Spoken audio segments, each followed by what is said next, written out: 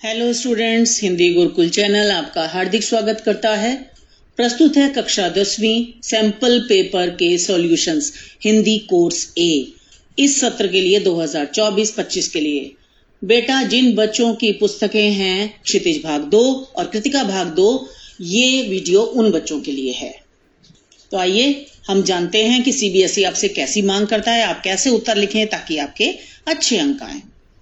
देखिए बेटा, ये सबसे पहले हम थोड़ा निर्देश देख लेते हैं। आपके जो एमसीक्यू क्वेश्चंस होंगे कुछ तो, और कुछ होंगे आपके सब्जेक्टिव वर्णनात्मक।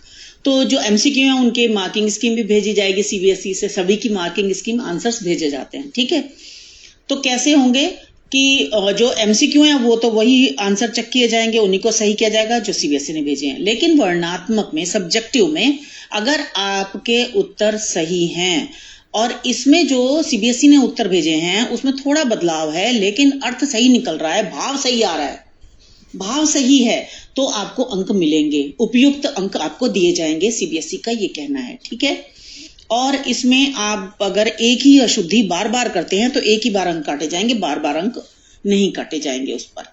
ठीक है, और आपको 0 से 80 अंक तक मिल सकते हैं। ये आपकी कैपेबिलिटी पर, आपकी योग्यता पर निर्भर करता है कि आप कितने अंक प्राप्त करते हैं। तो अगर आपका 80 नंबर का पूरा पेपर भी सही है तो भी आपको पूरे अंक 80 मिल सकते हैं।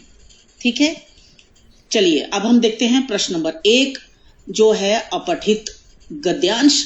तो इसमें आप देखें कि आपके 3 एमसीक्यू थे। और बेटा, ये जो मैं आपको आंसर्स बता रही हूं इसका सैंपल पेपर मैं पहले ही अपलोड कर चुकी हूं। वीडियो आपने देखी होगी, मुझे आशा है देख ली होगी, नहीं देखी तो उसको जरूर देख लें आप। और उसके आंसर यहां लिखे हुए हैं। पहले 3 एमसीक्यू हैं अपठित में, और उसके बाद 2 प्रश्न दिए गए हैं 2-2 अंक के, जिनके उत्तर आपको स्वयं लिखने हैं। तो ये उनके उत्तर हैं, आप अच्छी तरह देखें। आप वीडियो को रोक रोक कर अच्छी तरह से पढ़ें बेटा। मैं यहाँ एक एक शब्द नहीं पढ़ रही हूं, नहीं तो बहुत लंबी वीडियो हो जाती है। प्रश्न नंबर 2, ये काव्यांश है, अपठित काव्यांश।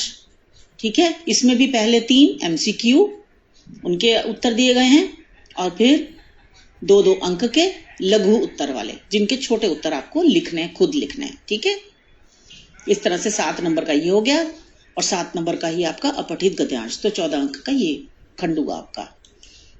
अब खंड ख शुरू होता है, व्यावहारिक व्याकरण। प्रश्न नंबर 3, ये आपका रचना के आधार पर वाक्य भेद से संबंधित प्रश्न। इसमें 5 आएंगे, आपको 4 करने हैं, एक एक नंबर का 1 है। तो देखिए ये उत्तर हैं। प्रश्न नंबर 4 वाच्य पर आधारित है प्रश्न, इसमें भी 5 हैं, आपको 4 करने हैं। इनके भी आप उत्तर देखें, ये उत्तर दिए गए हैं। बेटा, आपकी जो पुस्तक है ना क्षितिज, उससे भी वाक्य आते हैं व्याकरण में, और उनका भी पूछा जाता है, तो आप उसको भी जरूर करें। प्रश्न नंबर 5 पद परिचय से संबंधित है। देखिए इसमें 5 दिए जाएंगे, आपको 4 करने हैं, एक एक अंक का 1। इसमें एक बात आपको मैं स्पष्ट कर दूं, पूरी व्याकरण में एमसीक्यू कहीं नहीं है, आपको खुद ही उत्तर लिखने हैं, पूरा व्याकरण। ठीक है बेटा। प्रश्न नंबर 6 अलंकार पर आधारित प्रश्न, फिर 5 दिए गए हैं, आपको 4 करने हैं। अलंकार बताने होंगे, आपको दे दिए जाएंगे, अलंकार बताने होंगे। बेटा, इसमें यह भी आ सकता है कि आपको कोई अलंकार पूछ लिया जाए, उसका उदाहरण पूछ लिया जाए, इस तरह से आ सकता है। वाच्य में कोई आपको कहा जाए कि आप कर्म वाच्य का कोई एक उदाहरण दें, इस तरह के भी आ सकते हैं आपको प्रश्न। ठीक है, प्रश्न नंबर 7 यहां से आपका शुरू होते हैं पाठ्यपुस्तक और पूरक पाठ्यपुस्तक से संबंधित प्रश्न। प्रश्न नंबर 7 में है पठित गद्यांश, जो ये पूरा एमसीक्यू है। ठीक है, ये उसके उत्तर हैं, देखिए एक एक नंबर का प्रत्येक प्रश्न। प्रश्न नंबर 8 आपका जो गद्य पाठ हैं उनसे लिए गए हैं ये प्रश्न। बेटा, आप भी ऐसे बुलेट्स डाल डाल के लिखें और टू दी पॉइंट आंसर्स लिखें, लेकिन पूरे पूरे वाक्य में लिखें। यहां कहीं कहीं हो सकता है पूरे पूरे वाक्य ना लिखे गए हों, क्योंकि सीबीएसई ने केवल ये सुझाव दिया है, आपको संकेत किया है कि आप ऐसे उत्तर लिखें। ठीक है,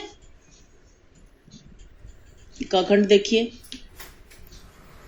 आपको 25-30 शब्दों में उत्तर देने हैं। आपको 4 दिए गए हैं प्रश्न, कोई 3 करने हैं आपको। ठीक है, तो मैंने आपको पहले भी वीडियो में बताया है, सैंपल पेपर की वीडियो में, कि आपने उत्तर बहुत बड़े बड़े नहीं लिखने हैं। ठीक है, 1/4 से लेकर हाफ पेज के बीच में आपका आंसर कंप्लीट हो जाना चाहिए। इसमें जो 25-30 शब्दों के लिखने हैं ऐसे ही देखें, ख ग, देखिए आपको ऐसे उत्तर लिखने चाहिए। अगर आप पैराग्राफ फॉर्म में लिख रहे हैं तो आप अंडरलाइन कर दें, हाईलाइट कर दें मुख्य मुख्य बिंदुओं को, मुख्य मुख्य पॉइंट्स को। ठीक है बेटा। घ देखिए, संस्कृति पाठ के आधार पर यह प्रश्न का उत्तर है। प्रश्न नंबर 9, ये आपका फिर आपकी जो पुस्तक है मुख्य पाठ्य पुस्तक क्षितिज भाग 2, उसमें काव्य खंड से संबंधित है। तो ये सारे MCQ हैं, एक एक नंबर का प्रत्येक प्रश्न। ठीक है बेटा।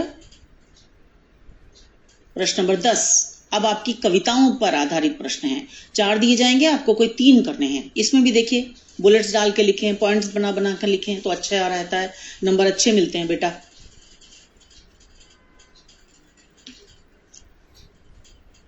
दो अंक का है ना, तो आपको 2-3 पॉइंट लिखने चाहिए बस।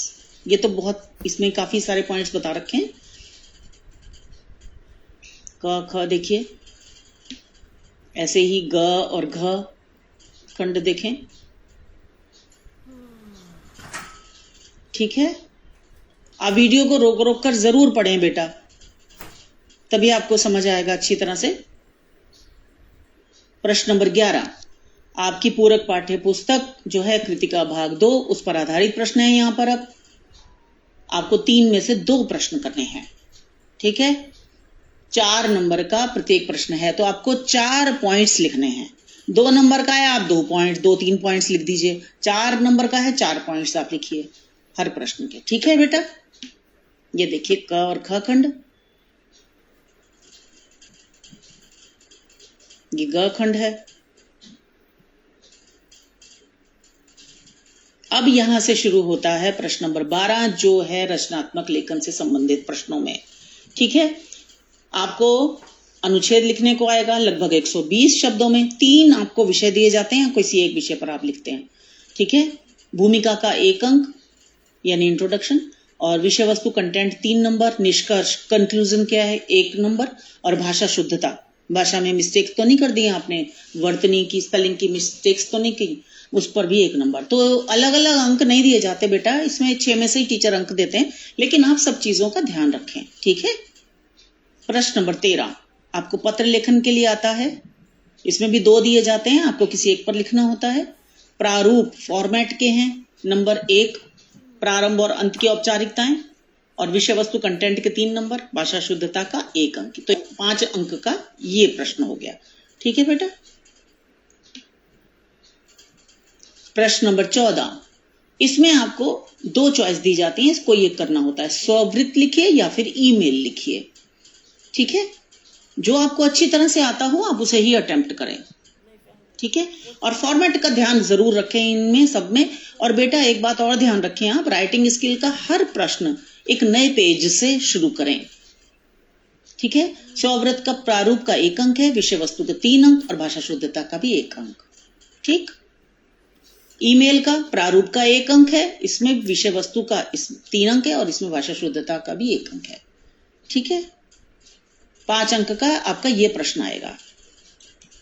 प्रश्न नंबर 15, इसमें आपको विज्ञापन और संदेश लेखन में कोई एक करना होता है, तो जो आपको अच्छी तरह से आता है उसको करें। इसमें भी प्रॉपर बेटा बॉर्डर वगैरह बना के अच्छी तरह से, फॉर्मेट आपका सही होना चाहिए, पूरी जानकारी आप दे दें।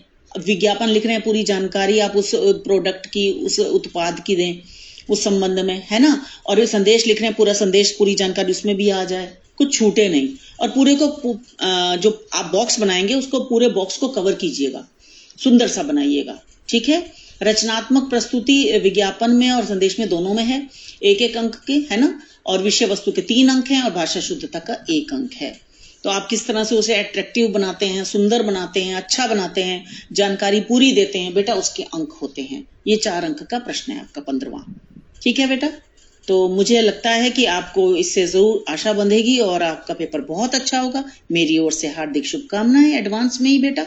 आपकी पुस्तक के अन्य पाठ्य सामग्री देखने के लिए इस वीडियो के नीचे डिस्क्रिप्शन में जरूर देखिए। मिलते हैं अगली वीडियो में।